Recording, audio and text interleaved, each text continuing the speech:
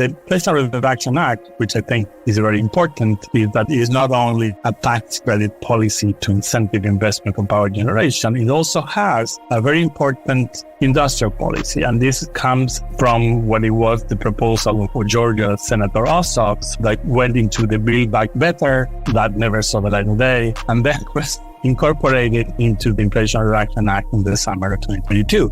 Hello and welcome to the Solar Maverick podcast, where solar meets entrepreneurship and experience. I'm your host, Benoit Tangent, so let's get into it. Hi, this is Benoit, your host of the Solar Maverick podcast. I'm really excited on this episode of the podcast to have Martin Poch-Taruth from Helene Solar. Martin, welcome to the podcast. Thank you for having me. I've heard, as we talked in the pre-interview, a lot about you from Manish Nair from Oya Solar. So it's great to finally meet. I appreciate Sophia connecting us. Can you talk about? I started this company back in 2010. We're headquarters in a small city called Sault Ste. Marie on the very east end of Lake Superior in the north of Ontario, right on the border with the Michigan Upper Peninsula. So back then, the U.S. market was very small, and the Ontario market had a feed-in tariff program that required solar modules in particular to be made within the province. So that market pool was what made myself and my business partner to convince us to invest and start manufacturing in Ontario. That program, I would say, even if it lasted until 2017, the real demand dwindled down after 2014. So it was in 2015 that we started focusing on making in Ontario and exporting to the US. Minnesota was one of the markets where we were making modules and modules too. And it was back then, you mentioned Manish and Oya. Their sister company, Polar Racking, came with us to Minnesota back then to start selling for them racking, for us modules to distribution. And it was called the Made in Minnesota program. And that for us triggered an opportunity that was taking over a factory in northern Minnesota in a little place called Mountain Iron that was managed by a different company that decided to close. So when they were going out of business in April of 2017, we seized that opportunity, took it over on May. So 3 weeks after we learned they were closing, we took it over and started producing them. In 2018, as a response to 201 safeguard that was imposed by the federal government in the U.S., taxing imports from every country on the planet, including Canada, we made an investment. So we pivoted to become a U.S. manufacturer with an investment. So by October of 2018, we started a new line there. So what we call right now Minnesota Line 1. We call it Line 1 because in 2022, we added a 500 megawatt line contiguous to that one that we installed in 2018. By the way, we are replacing the 2018 line later this year with a 300 megawatt line. So the Minnesota site in between Line 1 and Line 2 will have by November a capacity of 800 megs. That's pretty impressive. When a lot of companies were moving out of the U.S., we could go on, and I'm sure you could talk about it. But for you to be aggressive in 2017, is that correct? To come into the market 3 weeks once you've found that site available, like very fortuitous, especially considering everything that's happened. As we were talking, when you see someone that knows how to play a sport, they make it look easy. Then you want to do the same, but you can't do it, right? You know, our bodies are not made for that. So coming back to business, in 45 seconds, I told you the story of 13 years of work. I can tell you that I'd always joke about it, is that 13 years ago, I was 30 years younger. This is all that nasty, right? It has been painful. We've been able to grow. We've been able to stay in business. We've been able to provide a high quality product. But believe me, it was not easy.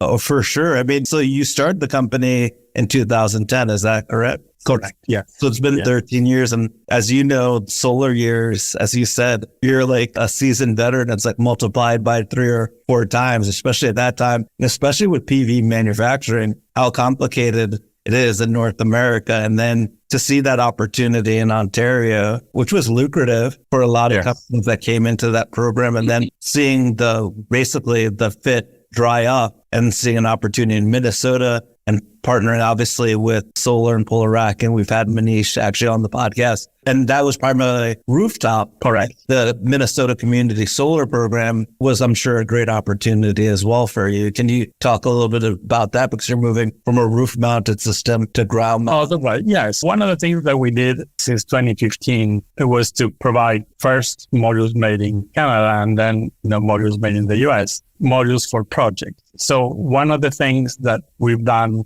in early 2014 was to qualify with lenders. And what does that mean? Basically, instead of us offering modules in the open market and competing only on price, once you qualify with lenders for projects that they are financing, then you are only competing within the approved vendor list of that lender. So that is a facilitator to actually sell. Is there a way to be able to work within a smaller basket of competitors on a product that is bankable? Heliene has been, for the first time, into the Bloomberg Tier 1 list in Q4 of 2015. We continue to be on that selected list. That means that we have ongoing projects with third-party non-recourse finance, right? So that has been our intention and marketing strategy. So we rarely make modules for the residential market because mainly self-distribution. We rather concentrate on projects and working with the developer, the lender, and if there is a tax equity partner with them as well. That is huge. That's actually how I first found out about your company. I would always analyze the Bloomberg Tier 1, like what's the local companies, meaning in the US or North America.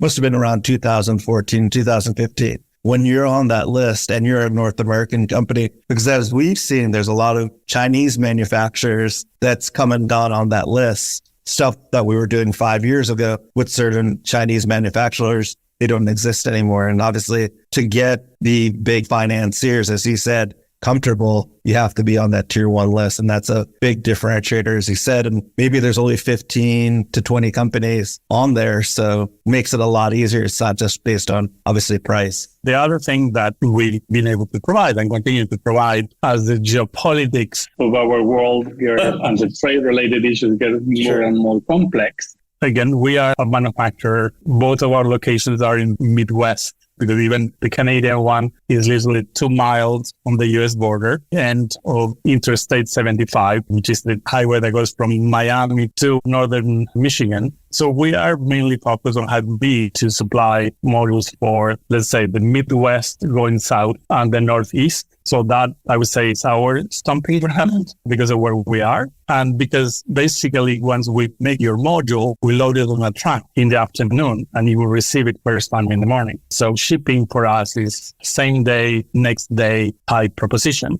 Our module is not loaded on a container that will be on a boat for 6 weeks. That can be stopped at the border to research the origin of your polysilicon under the U.S. Forced Labor Protection Act, or in Solar 1 case or Solar 2 case, or coming shortly, whatever happens with the termination of this possible circumvention for modules made in Malaysia, Thailand, Cambodia, or Vietnam. All of those possible daggers over the head of the developer, in our case, they just don't exist.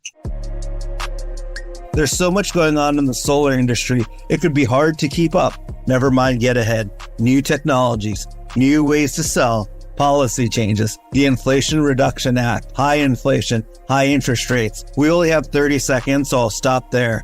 But whether you want to up your sales game, streamline your operations, or to be a more effective solar leader, Empower is the one-day virtual event to help you improve your solar business. Join industry leaders, policy experts, and solar professionals on August 16 to investigate issues that matter to your solar business. Register for free at aurorasolar.com/empower2023. We'll also have this on the notes of the podcast. Thank you.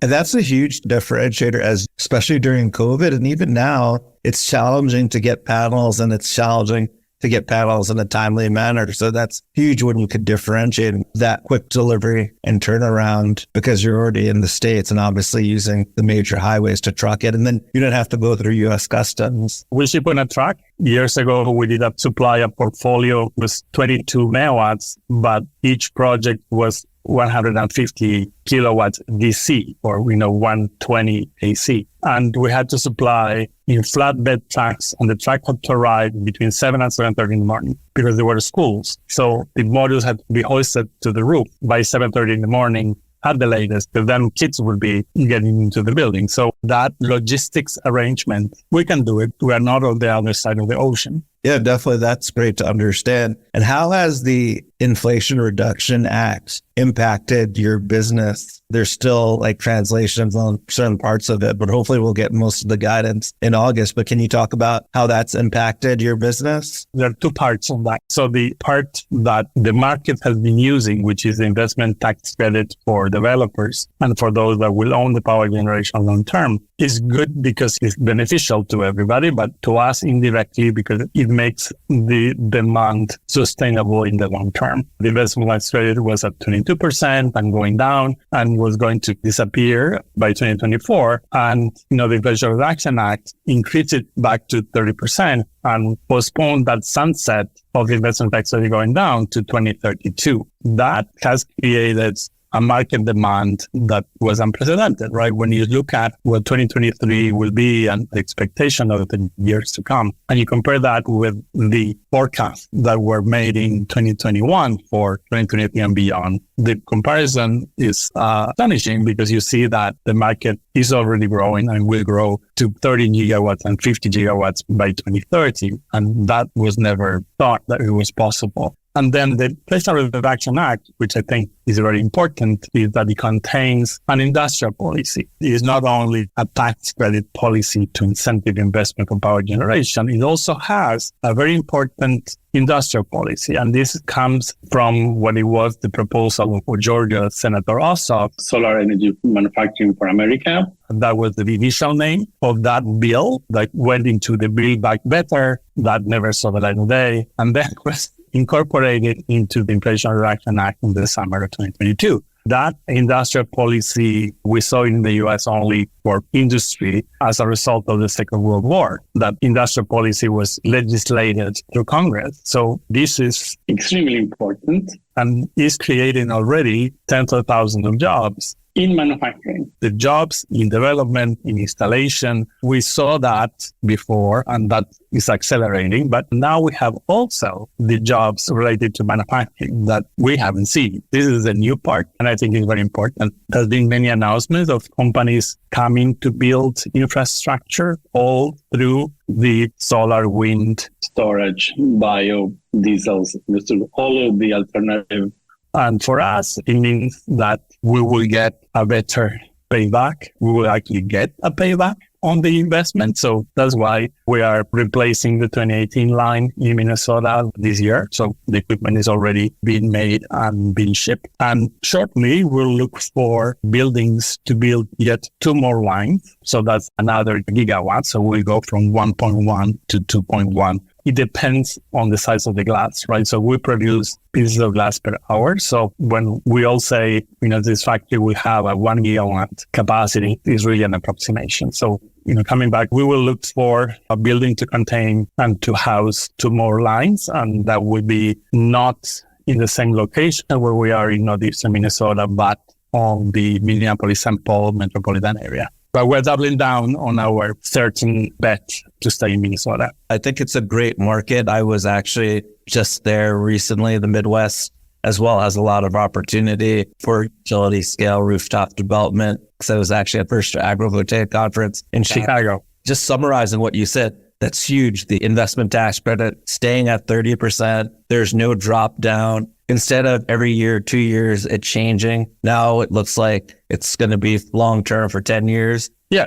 Shoring of manufacturing in the U.S. and giving incentives to do that is great. One of the things that I had is like, how long does it actually take to install a new line into a factory? For a module line, doesn't require complex permitting and complex civil work. So basically, we build a building to host line 2 in Mountain Iron with the financing obtained, grants and loans obtained from the state. It took us a year to build the building. We ordered the equipment and within 9 months, we were installing it. If you go into an existing building, Then from the moment you place the purchase order for the equipment to installing it is roughly 9 months. The installation is complex because there's a lot of automation. So the line that we're selling in Mountain Iron in 2022 has the ability to produce a model every 24 seconds. Imagine at the speed at which that model is passing through manufacturing steps. So there's no human touch, there's no human interaction, there's only humans to control everything is going well, and then to load materials on the line and get the finished modules from it.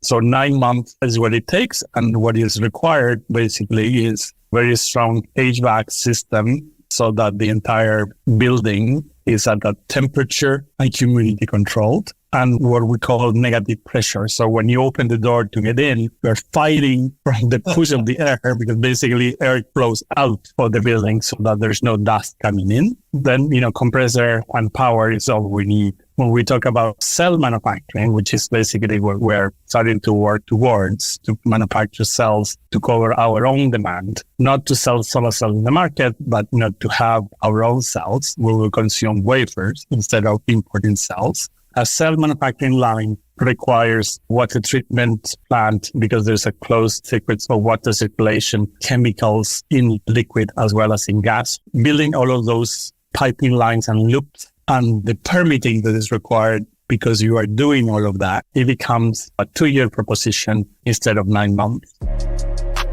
Empower is the only one-day event to help you improve your solar business. Join industry leaders, policy experts, and solar professionals on August 16th to investigate the issues that matter to your solar business, like how to attach more storage to solar sales, the latest in solar financing, how to most efficiently generate leads, using tech to streamline workflows, how to understand federal and state incentives. Just thinking about more of the issues that keep solar professionals up at night. The point is we're all dealing with a lot right now. So why make the time to check out Aurora's conference on August 16th? Well, here's a couple of reasons why I'm attending. It's free. That never hurts, right? It's virtual. You're not stuck at a conference center all day. You can tune into the sessions you want to and go on with your business. There are sessions that count for NABCEP continuing education credits, so you can knock that out at the same time. The content is really worthwhile. I know I'm going to learn something or get a different perspective that I could use in my business. And of course, you'll hear from me on a panel covering policy.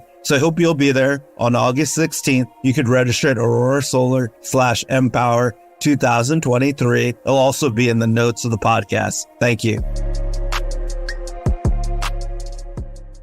That's interesting. That was actually the next question that I was going to ask you. And it's interesting that you're going to basically do the cell manufacturing in the future, which makes sense with most of the cell manufacturing that's been happening in China. And you mentioned about the Uyghur tribes and forced labor, the United States saying that they're not going to take any away from that part of China and to kind of know where it's coming from. Of course. Right now, it's not only Canada, right? The European Union is doing the same. In Canada, we are by law required to report on everything we import and the origin. So in the US, you are reporting if you are asked. So customs says prove where your goods are coming from. You need to provide the documentation. In Canada, it's a reporting requirement. You have to do it. You're not asked. You have to do it. Otherwise, you cannot import. And this is whether you import, salami or T-shirts from Bangladesh, because there is legislation around the prohibition on the use of not properly paid labor. That makes sense. You were talking about the temperature within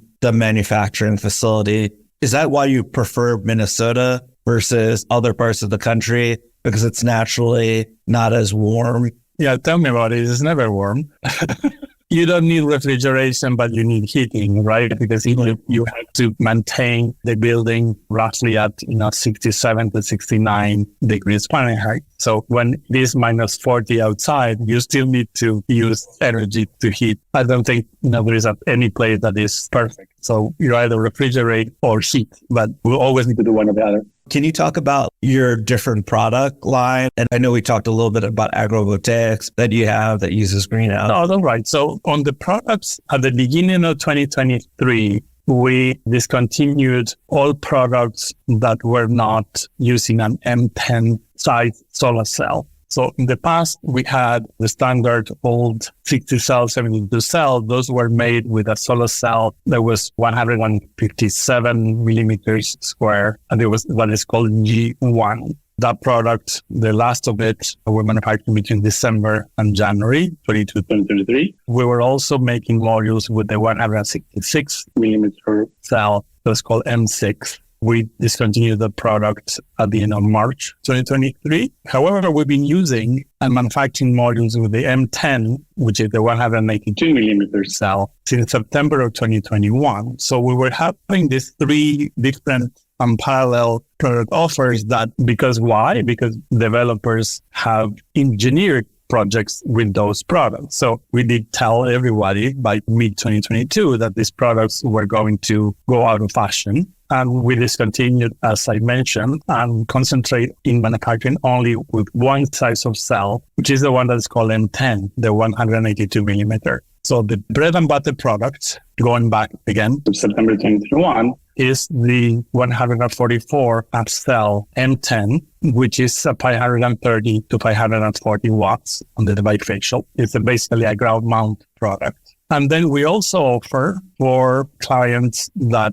build on a rooftop, the likes of Altus Power and Solar Landscape. So their installations are mainly on rooftop, and they design for slightly shorter module, which is a 132 half cell. So that product is a 480 and 490 watts with a white backsheet. We don't make much of residential. Obviously, residential is 2-3% of our annual revenue, but that is the black module, the 108 black module, 390 and 400 watts. That's really interesting to go through all the different product lines, and it's helpful to understand that. So I appreciate you doing that. You were asking about the agrivoltaic, which is the intersection in between agriculture and solar power generation. We have been working already for a couple of years on finding what is the right combination of solar cells that actually will provide a shadow, whatever they have under it, and an empty space that will be used for light to go through. We built a pilot project in the Niagara region, the Canadian side of Niagara, back in 2020, replacing half an acre of roof on a greenhouse with this integrated solar module that has only 2 strings or 4 strings instead of 6. The standard solar module has 6 strings and very little space in between the strings. So what we did was with 2 strings or 4 strings, having light go through the rest and have different crops grow under it. And it was Niagara College that made the third-party research on the ability of plants to grow under this light dissipated because of the solar glass circumstance. And actually found that the shading of the module, the 2 strings or 4 strings, did not preclude the plant from growing. So the plants in the witness area and under the panels grew exactly at the same speed. So the plants were of the same size and the same weight. We're working on right now with a company out of New Mexico called UBQD, which is a developer of a nano coating. This nano coating right now is sold in sort of a tarp that is hanging under the glass of greenhouses to incorporate that nano coating inside the solar module. So we're working on the lamination process to ensure that we're not killing the nano coating. And what this nano coating does is shift the frequency of light. What that means is the nanoparticle absorbs the light in all of the frequencies. Think of the frequencies as the colors of the rainbow, and actually emits it. It issues it down only between yellow and red. That are the only frequencies that the plant will assimilate. So this will allow plants to actually grow faster. What it really will be doing is offsetting the shading that the strings of cells will have on whatever plant is being grown under it. That's really interesting. That's a great technology. And I'm happy that you talked about that because a lot of people are looking into agrovoltaics. Some states have some pilot programs and, incentives for it. So that's great to know because it's still very early in this. It is, but when you think we all eat and we remember several times a day, in my case, every 2 hours, right? So that product has to come from somewhere, right? So we produce it, we consume it, and all of these greenhouses require power. Many of them use LED lights to accelerate plant growth, even to change flavor or to emphasize flavor. So as greenhouses and this intention to eat the food that grows closer to us, the 100-mile rule or whatever we call it, we all need to work towards being part of the solution and looking for ways to improve the light requirement of greenhouses, which, by the way, are very large power consumers. Yeah, definitely. I couldn't agree more. We're actually going to have Dan French, who organized that agrivoltaics conference in March, to be on the podcast. Actually, we're finalizing on a date for the interview. The Solar Maverick podcast is about solar and entrepreneurship. You started, Helene, now it's been, 13 years. What suggestions would you have for someone who wants to start their own company or being an entrepreneur? Be patient. Nothing is easy. When you think you need to work 60 hours a week, you are underestimating it is more. And surround yourself with people that make you laugh, because your day is going to be very difficult. So work with those that are capable of pulling together with you, whatever challenge you are confronted on, and do that with people that make you laugh. That's great advice and very simple and transparent. It works. If our audience, who we call Mavericks, want to learn more about Helene or about you, Martin, what's the best way they could do that? The Helene website has a bit of information, is a bit outdated, I know. Who has the time to keep it updated? My email address is on the website. So just send me a note or ping me on LinkedIn. I'm always in front of the screen. So, everybody nowadays in the business environment uses LinkedIn. Just look for my profile and ping me there. That sounds great. And we'll also have it on the notes of the podcast as well. Thank you again, Martin, for being on the podcast. This was a great interview. My pleasure. Thanks for listening to the Solar Maverick Podcast. The Solar Maverick Podcast is brought to you by Renew Energy. We're a solar development and consulting firm. If you believe that this podcast is adding value to you, please give us a 5-star review and share with those that you think could benefit from this information. Please email all questions, suggestions, and feedback to info@renewenergy.com. That's info@reneuenergy.com. The Solar Maverick Podcast is produced by Podcast Laundry and executive produced by Benoit Thanjan and Kevin Y. Brown.